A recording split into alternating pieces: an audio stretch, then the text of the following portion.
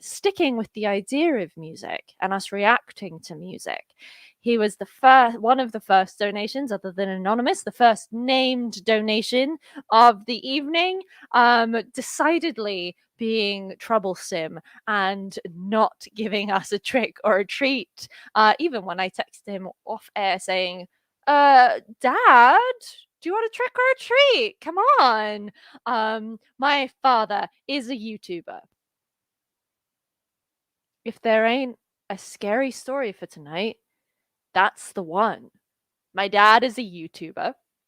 And he records reaction videos to songs and lyrics. Now, if you want to see the full video, it is longer than I have time for, but that is because he gave his verbosity to me, and I am only a fraction of him. And so the link is in the description. But I want to still share something. So my dad is a writer. He goes into and reacts to the lyrics of different songs, and this is my father, my dad, reacting to one of his favorite bands, which is Rush. That is a Canadian band for anybody who doesn't know. And if you don't know, they're in the Hall of Fame. They're amazing. And this is a song called Witch Hunt that my father is going to react to. So, here we are again by unpopular, uncanny, and perhaps even undead demand. Yeah, I can't keep that up. My daughter is doing a Halloween share show. And once again, I suggested that I might share something with her to share on her show on Halloween, which is why all of this nonsense.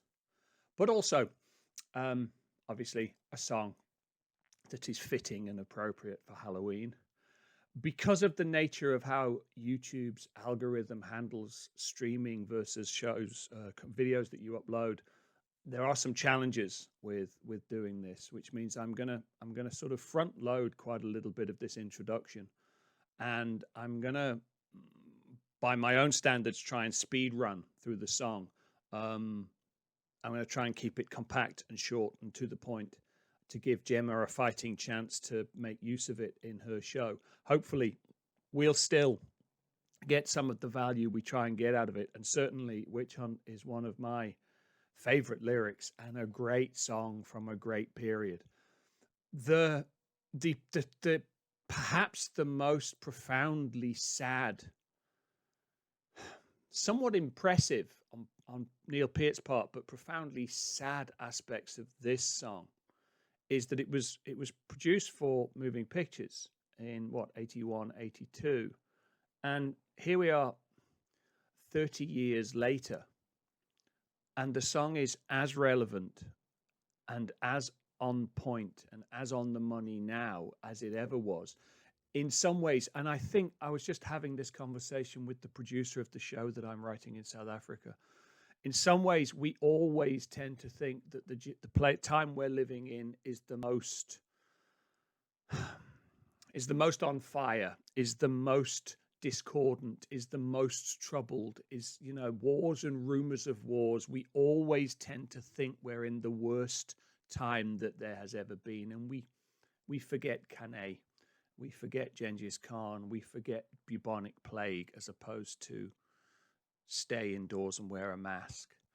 And yet at the same time, it is stunning that as we've got this technology that allows me to sit here and pontificate in a Rush hoodie with sparkly lights on my wall, in this time when we have this much connectivity, we're still confronted by this same dynamic that existed during the time of the witch hunt and existed during the time of the McCarthy witch hunt and continues to exist now, only a short time after a Conservative MP with whom I probably agreed almost never was murdered in his office doing his job. And while I probably almost never agreed with that man, the idea that somebody would fear him be so angered by his position in the world that he chose to murder him, that's astonishing and breathtaking. It's an example of the othering that we do. We always have, but it somehow feels like we've got more tools and more technology that allows us to other so much more effectively now than it feels like we were doing back when this song was written. I somehow feel like the tools and the technology and the connectivity that was designed to bring us all together has managed to make me feel in some ways like the world is more tribal and more disconnected and more at odds now than it was when this album was released. And that's a terrifying thought. Whose expression was it? I disagree absolutely with what you say, but I would die for your right to say it. I disagree absolutely with almost everything that people on the right of the political spectrum have to say.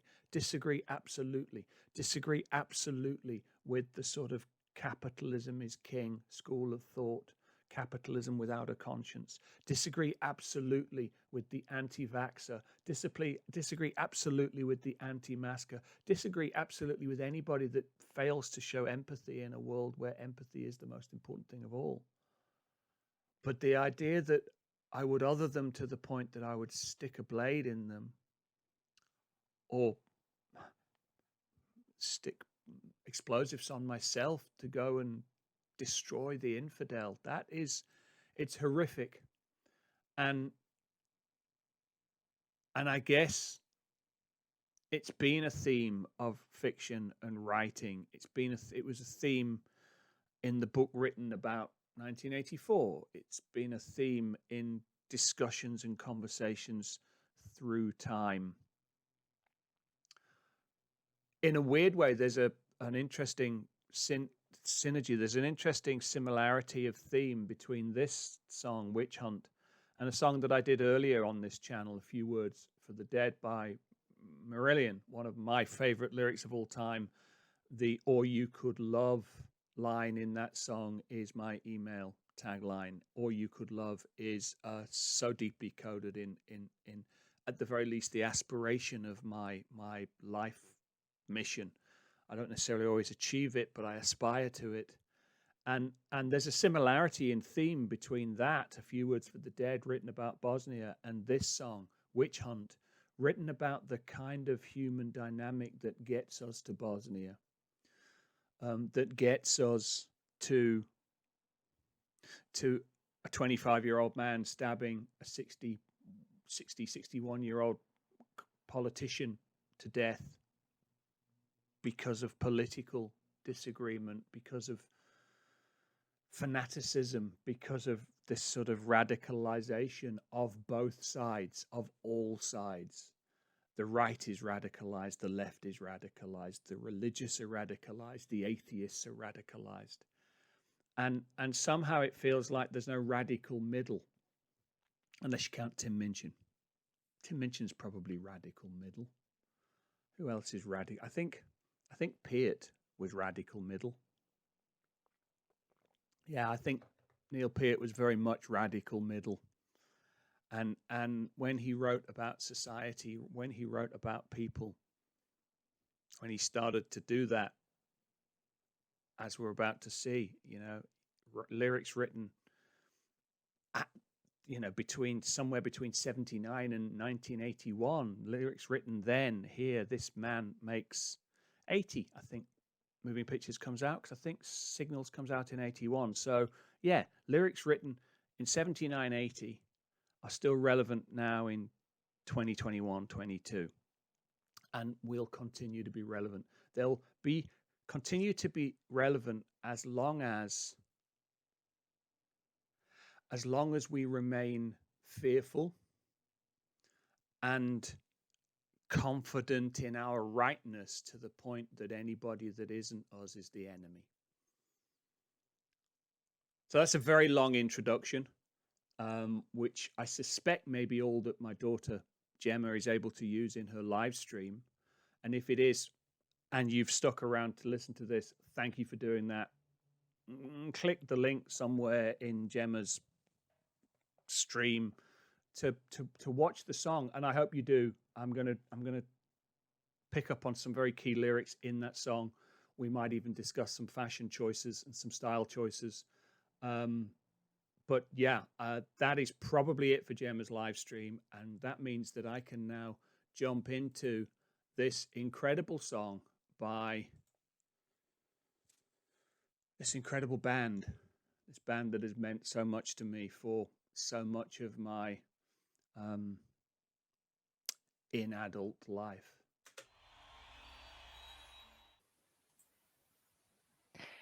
That is as much as I can possibly share. Hello, Wiccan 200, lots of numbers. How are you today? Check in. Yes, everybody, check in again. Let me know how you're doing. Yeah, I love my dad's reaction videos. Don't tell him that. And in fact, one of the moments in my life that hi, Briny. Hi. One of the moments in my life that my dad is singularly most proud of me for is back when I was about 18 years old. I interned in my dad's writer's room because if you've got the connects, use them. And my father disappeared and came back into the room to find me vehemently arguing with a large group of professional writers who all had the collective just working experience that was about 2 or 3 times my age. And I was arguing with them about how much of a sin it is to cock tease the audience, to give them a little bit of a thing and then not actually give them the cake at the end of the show. So I find it really rich that I've just turned around and said, hey, yes, here's a show from my dad, and I'm going to cut it off just before it gets really good.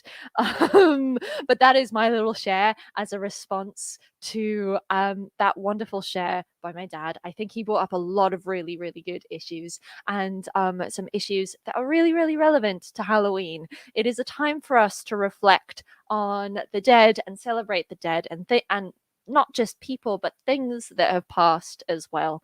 And also reflect in how we do that. So thank you so much, Dad.